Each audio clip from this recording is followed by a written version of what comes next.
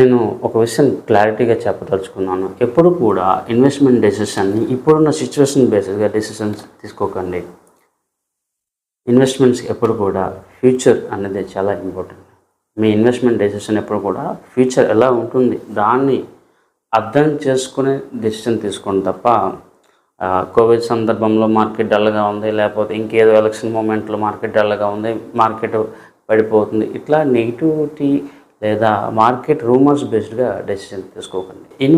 Investment చేసినప్పుడు next 2-3 ఇయర్స్‌లో వాళ్ళ యొక్క ప్రాపర్టీ వాల్యూ ఎంత అప్రిసియేషన్ అవుతుంది, 5 ఇయర్స్‌లో ఎలా అప్రిసియేషన్ అవ్వచ్చు, రీసేల్ ఎలా అవ్వచ్చు, ఇవన్నీ దృష్టిలో ఉంచుకొని ఇన్వెస్ట్మెంట్ చేయండి తప్ప ఏదో డిమాండ్ వచ్చింది లేకపోతే ఇన్వెస్ట్మెంట్ చేద్దామని ఇన్వెస్ట్మెంట్ చేయొద్దు.